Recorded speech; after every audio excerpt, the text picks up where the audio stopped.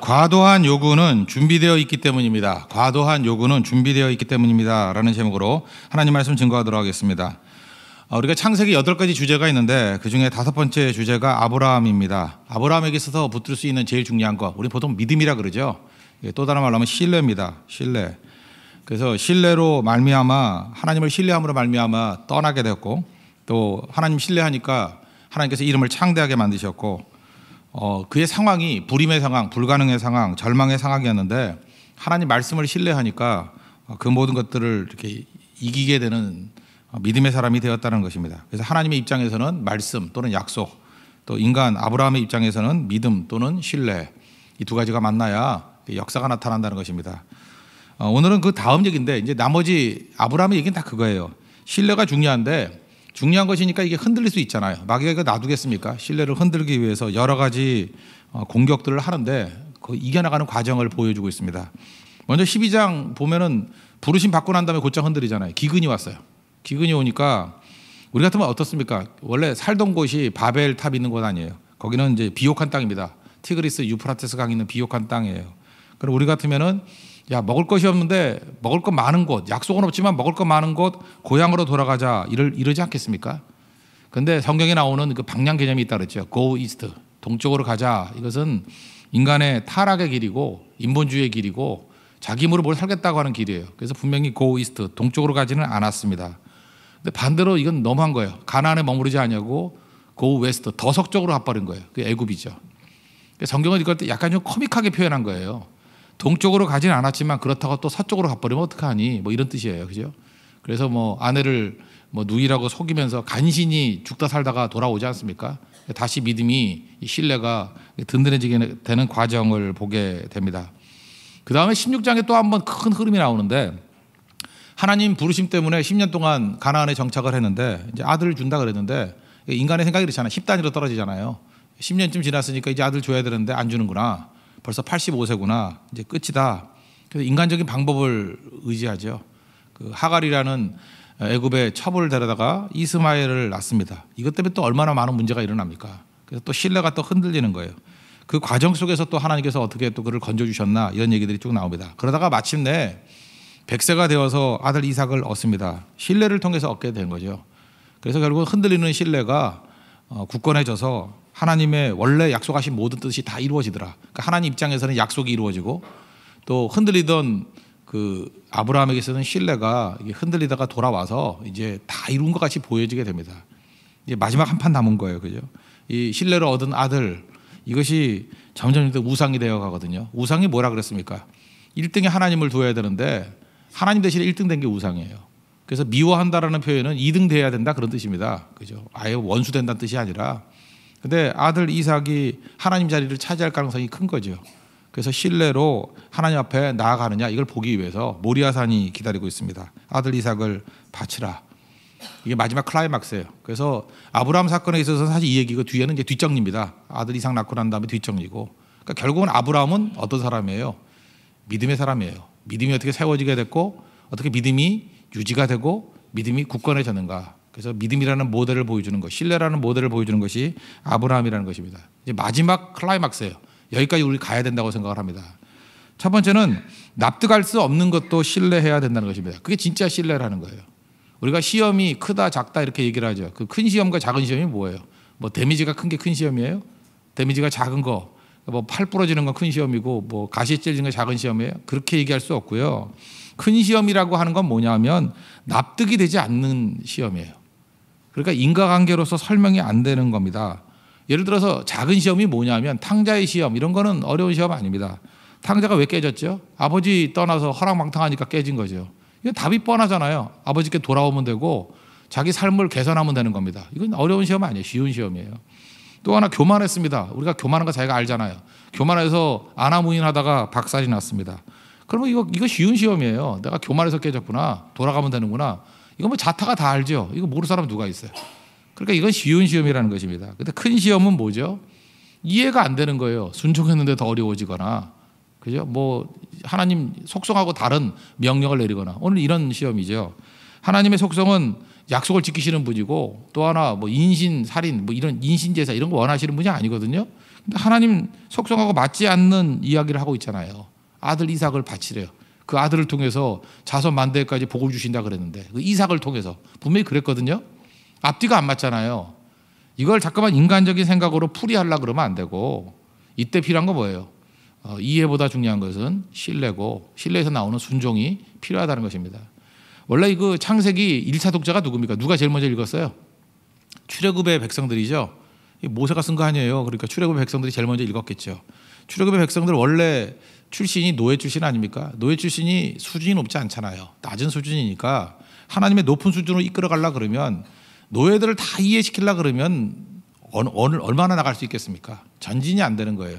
그래서 아주 낮은 수준의 사람들이 하나님 수준으로 올라가기 위해서 필요한 거는 그냥 신뢰하고 믿는 겁니다. 그러지 않으면 이게 몇 가지도 이루지 못한다는 거예요. 우리도 높은 수준은 아닙니다. 우리의 머리, 우리의 지혜, 이거 아무것도 아니거든요. 하나님 수준으로 가기 위해서 필요한 것은 하나님 신뢰하고 그 다음에 순종하는 걸 통해서 더 빨리 가게 된다는 것입니다. 우리가 전문가들 그러면 전문가들이 하는 일들 이해 못하는 거 되게 많죠. 예를 들어서 캐나다 같은 데 가보면 벌목공들이 있거든요. 막 나무 잘라가지고 강에 띄어요. 그러면 이게 나무가 내려오다가 계속 내려오는 게 아니에요. 어디에 딱 걸린다고요.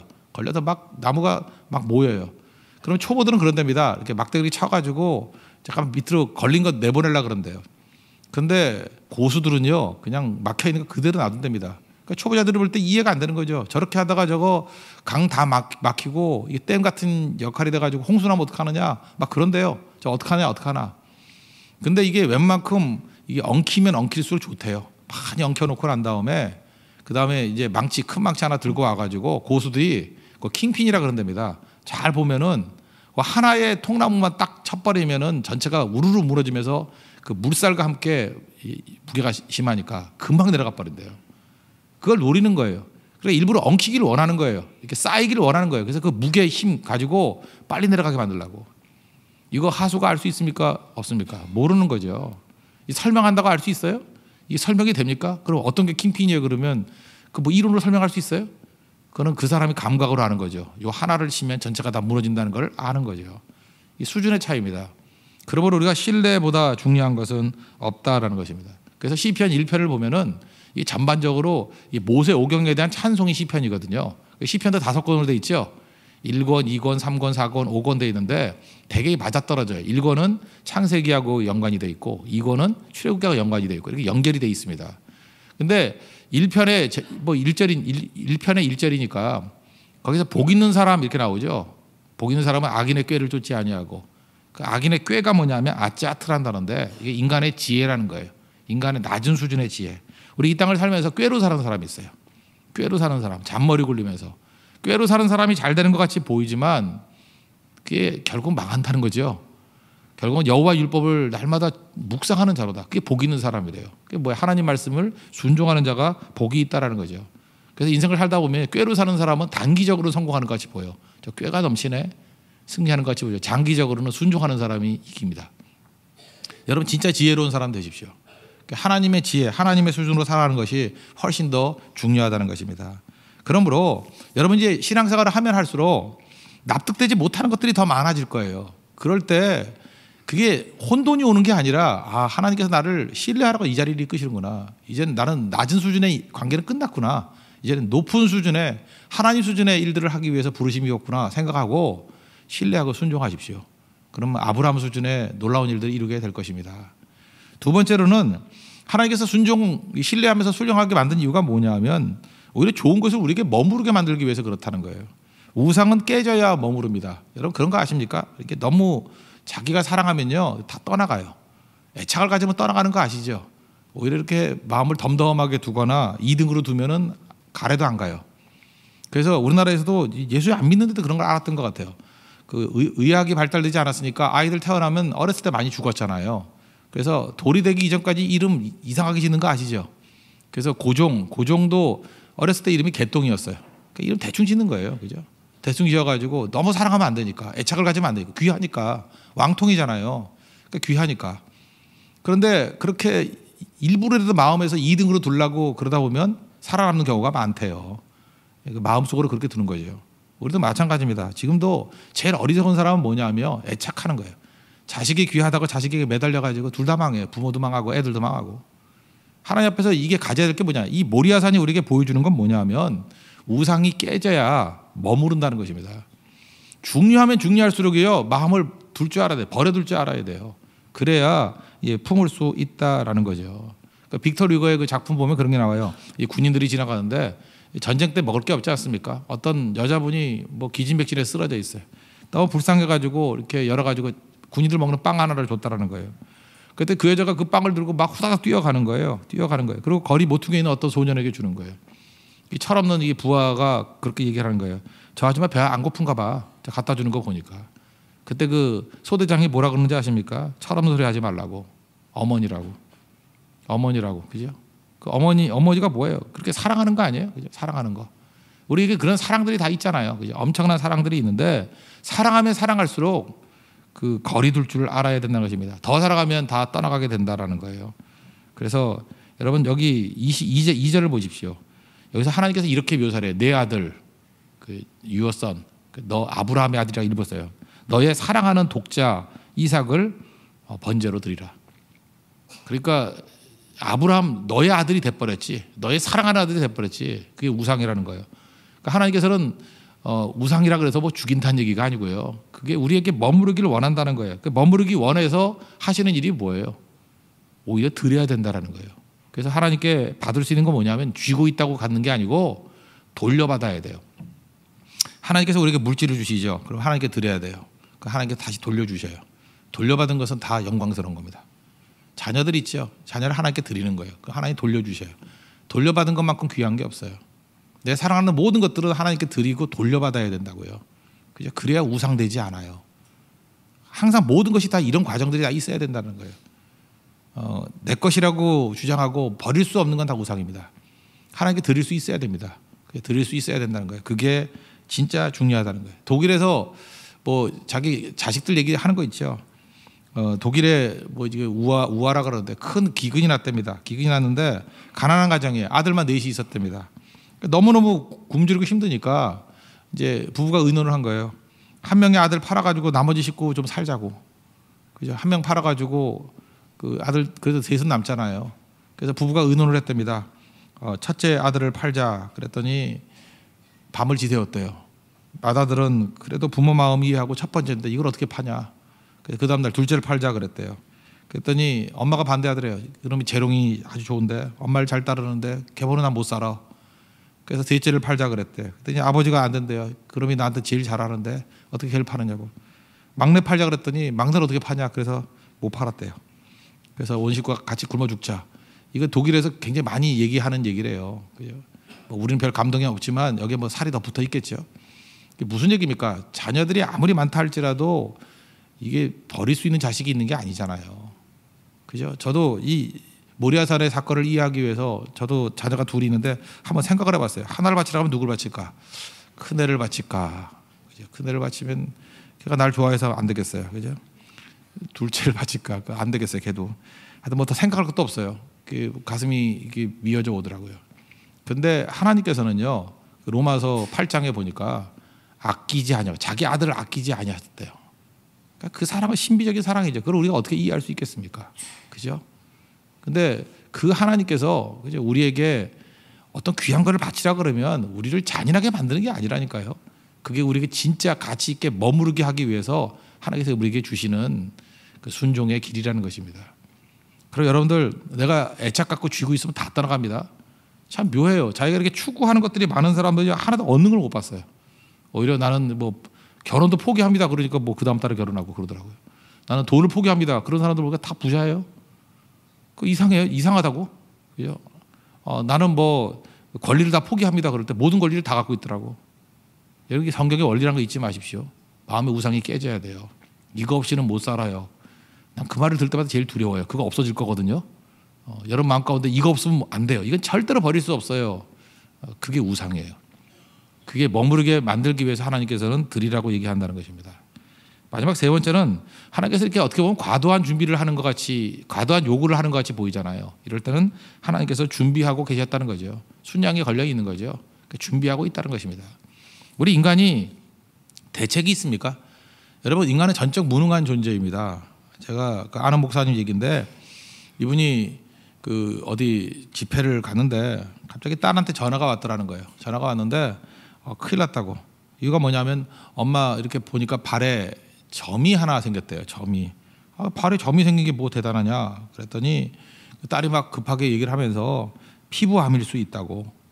피부암일 수 있다고. 이게 흑색종이라 그래가지고요. 이게 피부암일 수 있다고. 그러니까 빨리 병원에 가야 되는데 아빠는 지금 어디 가 있냐고 막 이러더래요. 그래서 그 마음이 좀 덜컥하잖아요. 그래서 인터넷을 뒤져봤대요. 뒤져봤더니 나이 40살 넘어서 생기는 점은요 다 위험한 거랍니다. 혹시 여러분 점 생겼습니까? 40살 이후에 생기는 점들은 다 위험한 거래요. 곧장 병원에 가보면 좋대요. 특별히 이게 동그란 점, 이렇게 모양이 예쁜 점은 그래도 좀 덜 위험한데 울퉁불퉁한 점 있죠. 이렇게 모양이 좀 이상한 거, 안 예쁜 거, 이렇게 뭐 울퉁불퉁한 거. 그 피부암일 가능성이 크대요. 흑색종이라고. 이게 백인들이 많이 걸리는 건데 요즘엔 하도 선블럭 많이 바르고 다녀서 많이 걸린대 한국 사람들도. 그죠? 그래서 거기 또 써있기를 6mm 이상은 진짜 위험하대요. 6mm 이상. 근데 그 사진을 찍은 거 보내보니까 6mm는 되는 것 같이 보이고 모양도 울퉁불퉁하더랍니다. 그래서 뭐 집에 빨리 끝내고 오자마자 병원에 갔답니다. 그래서 진단 받았어요. 그때 그 아내가 딸에게 또 문자 보냈대요. 병원이다. 어떡하니? 그냥 피멍이래. 그러면서 끝나버렸대요. 예. 발바닥에 있는 습진이나 잘 고치라. 그러면서 끝났대요. 근데 이제 목사님 얘기가 이런 얘기입니다. 그 짧은 시간이지만 그 짧은 시간 안에 자기가 천국과 지옥을 다 경험했다라는 거예요. 그죠? 이게 피부암일 수 있다라는 가능성만으로도 이렇게 걱정과 두려움과 절망이 밀려오는데 그게 가능성이에요. 우리 인간의 운명은 죄의 삭은 사망이잖아요. 그죠? 한 번 죽는 것은 사람에게 정하신 것이요 그 이후에는 심판이 있으리라. 우리 인간의 모습 아닙니까? 근데 우리가 그거 해결할 길이 있습니까? 없습니까?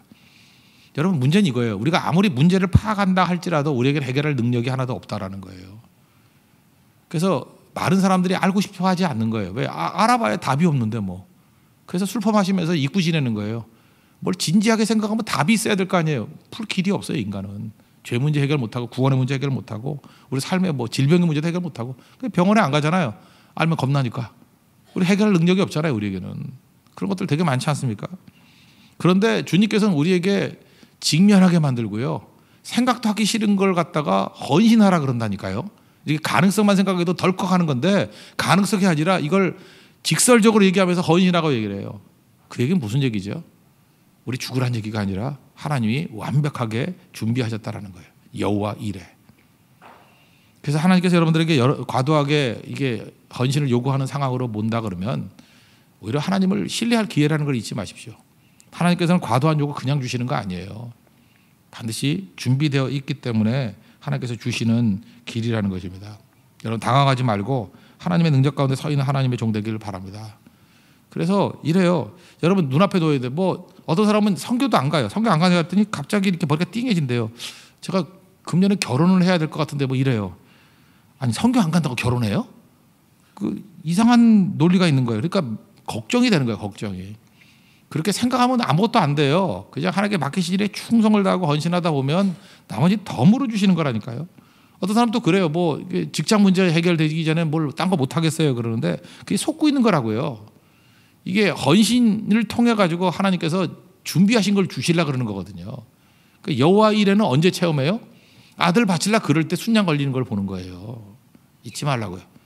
우리 결국은 인생의 싸움은 흔들림의 싸움이에요. 지금도 우리 특별새벽 기간 동안에 뭐 집도 산 사람이 있고 뭐 만남의 문제도 해결된 사람이 있고 질병의 문제도 해결된 사람이 있고 정말 하나님께서 여기저기에서 이렇게 응답의 모습들을 보이고 있습니다. 근데 공통점이 뭔지 아십니까?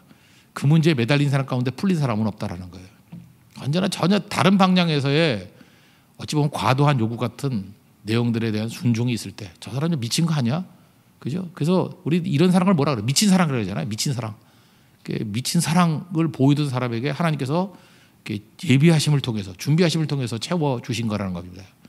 오늘도 하나님의 이 채워주심의 능력을 경험하는 하나님의 거룩한 백성 되기를 바랍니다.